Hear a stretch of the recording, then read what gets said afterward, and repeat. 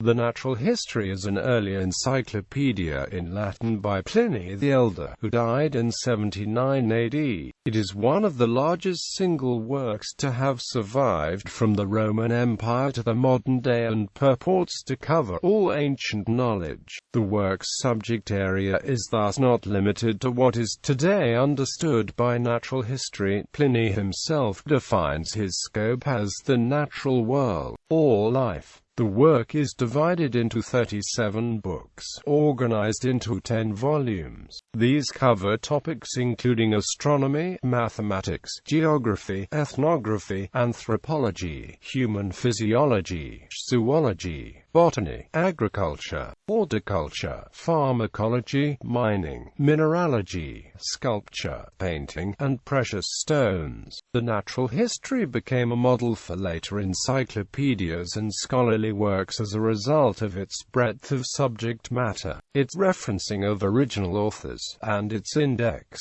The work is dedicated to the Emperor Titus, son of Pliny's close friend, the Emperor Vespasian, in the first year of Titus's reign. It is the only work by Pliny to have survived and the last that he published. He began it in 77 and had not made a final revision at the time of his death during the AD 79 eruption of Vesuvius. Overview. Pliny's Natural History was written alongside other substantial works. Pliny combined his scholarly activities with a busy career as an imperial administrator for the Emperor Vespasian. Much of his writing was done at night. Daytime hours were spent working for the emperor, as he explains in the dedicatory preface addressed to Vespasian's elder son, the future Emperor Titus, with whom he had served in the army. As for the nocturnal hours spent writing, these were seen not as a loss of sleep, but as an addition to life. For, as he states in the preface, vita vigilia est, to be alive is to be watchful, in a military metaphor of a sentry keeping watch in the night. Pliny claims to be the only Roman ever to have undertaken such a work. In his prayer for the blessing of the Universal Mother, "Hail to thee, nature, thou parent of all things, and thou deign to show thy favor unto me, who, alone of all the citizens of Rome, have, in thy every department, thus made known thy praise."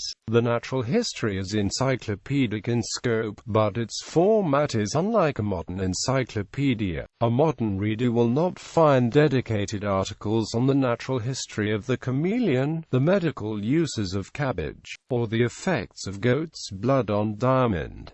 The work does, however, have structure. Pliny uses Aristotle's division of nature to recreate the natural world in literary form. Rather than presenting compartmentalized, stand-alone entries arranged alphabetically, Pliny's ordered natural landscape is a coherent whole, offering the reader a guided tour, a brief excursion under our direction among the whole of the works of nature. The work is unified but varied. My subject is the world of nature, or in other words, life, he tells Titus. Nature for Pliny was divine, a pantheistic concept inspired by the Stoic philosophy which underlies much of his thought. But the deity in question was a goddess whose main purpose was to serve the human race. Nature, that is life, is human life in a natural landscape. After an initial survey of cosmology and geography, Pliny starts his treatment of animals with the human race,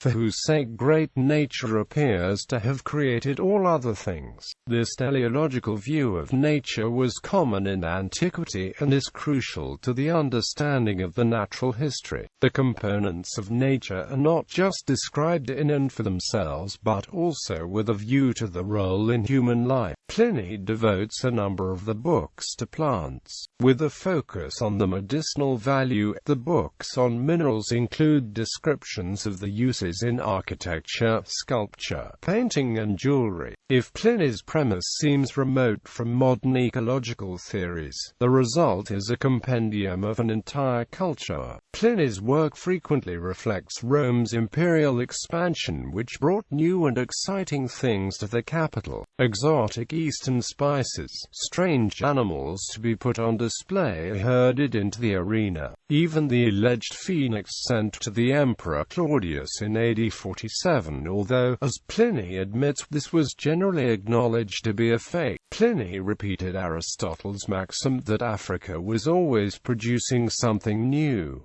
Nature's variety and versatility were claimed to be infinite. When I have observed nature, she has always induced me to deem no statement about her incredible. Quote, this led Pliny to recount rumors of strange peoples on the edges of the world. These monstrous races, the cynocephalia dog-heads, the Cyapatae, whose single foot could act as a sunshade, the Muthalisastomi, who lived on scents, were not strictly new. They had been mentioned by the Greek historian Herodotus in the 5th century BC, but Pliny made them better known, as full of variety as nature itself, stated Pliny's nephew, Pliny the Younger, and this verdict largely explains the appeal of the natural history since Pliny's death in the eruption of Vesuvius in AD 79. Pliny had gone to investigate the strange cloud, shaped like an umbrella pine, according to his nephew, rising from the mountain. The natural history was one of the first ancient European texts to be printed, in Venice in 1469. Philemon Holland's English translation of 1605 has influenced literature ever since. Table of Contents. The natural history consists of 37 books. Pliny devised his own table of contents.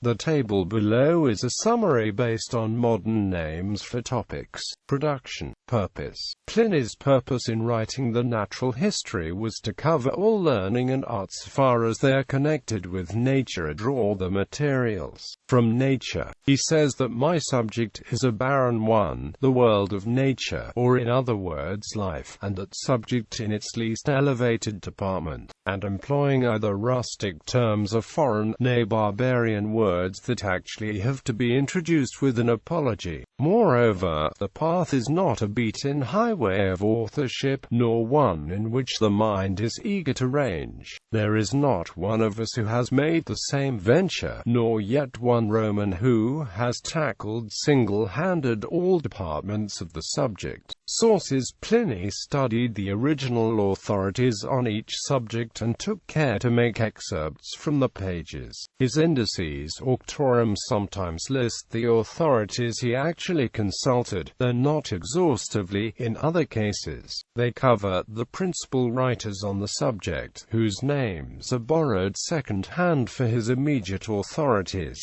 He acknowledges his obligations to his predecessors, to own up to those who were the means of one's own achievements. In the preface, the author claims to have stated 20,000 facts gathered from some 2,000 books and from 100 select authors. The extant lists of his authorities cover more than 400, including 146 Roman and 327 Greek and other sources of information. The lists generally follow the order of the subject matter of each book. This has been shown in Heinrich Brunn's Disputatio. One of Pliny's authorities is Marcus Terentius Varro. In the geographical books, Varro is supplemented by the topographical commentaries of Agrippa, which were completed by the Emperor Augustus. For his zoology, he relies largely on Aristotle and on Juba, the scholarly Mauritanian king. Studiorum claret et memorabilia quam regno. Juba is one of his principal guides in botany. Theophrastus is also named in his indices, and Pliny had translated Theophrastus's Greek into Latin. Another work by Theophrastus, on stones, was cited as a source on ores and minerals. Pliny strove to use all the Greek histories available to him, such as Herodotus and Thucydides, as well as the Bibliotheca Historica of Diodorus Siculus. working method. His nephew, Pliny the Younger, described the method that Pliny used to write the natural history. Does it surprise you that a busy man found time to finish so many volumes, many of which deal with such minute details? He used to begin to study at night on the festival of Vulcan, not for luck but from his love of study. Long before dawn, in winter he would commence at the 7th hour. He could sleep at call, and it would come upon him and leave him in the middle of his work. Before daybreak he would go to Vespasian, for he too was a night worker, and then set about his official duties. On his return home he would again give to study any time that he had free, often in summer after taking a meal, which with him, as in the old days, was always a simple and light one. He would lie in the sun if he had any time to spare, and a book would be read aloud, from which he would take notes and extracts. Pliny the Younger told the following anecdote illustrating his uncle's enthusiasm for study. After dinner a book would be read aloud, and he would take notes in a cursory way. I remember that one of his friends, when the reader pronounced a word wrongly, checked him and made him read it again, and my uncle said to him, "Did you not catch the meaning?" When his friend said yes, he remarked, "Why then did you make him turn back? We have lost more than 10 lines through your interruption." So jealous was he of every moment lost. Pliny's writing style emulates that of Seneca. It aims less at clarity and vividness than at epigrammatic point. It contains many antitheses, questions, exclamations, tropes, metaphors, and other mannerisms of the Silver Age. His sentence structure is often loose and straggling. There is heavy use of the ablative absolute, and ablative phrases are often appended in a kind of vague apposition to express the author's own opinion of an immediately previous statement. E.g., dixit uno che praester quod manem de tabulis ad tola memorabili precepto nostri sarepe nimium diligentium. This might be translated in one thing a pearl stood out, namely, knowing when he had put enough work into a painting. A salutary warning. Too much effort can be counterproductive. The whole of the second sentence represents the ablative phrase starting with memorabili precepto. Publication history. First publication. Pliny read the first 10 books in AD 77, and was engaged on revising the rest during the 2 remaining years of his life. The work was probably published with little revision by the author's nephew Pliny the Younger, who, when telling the story of a tame dolphin and describing the floating islands of the Vademonian lake 30 years later, has apparently forgotten that both are to be found in his uncle's work. He describes the Naturalis Historia as a Naturae Historia and characterizes it as a work that is learned and full of matter, and as varied as nature herself. The absence of the author's final revision may explain many errors, including why the text is, as John Healy writes, disjointed, discontinuous and not in a logical order, and as early as 1350, Petrarch complained about the corrupt state of the text, referring to copying errors made between the 9th and 11th centuries. Manuscripts about the middle of the 3rd century, an abstract of the geographical portions of Pliny's work, was produced by Solinus.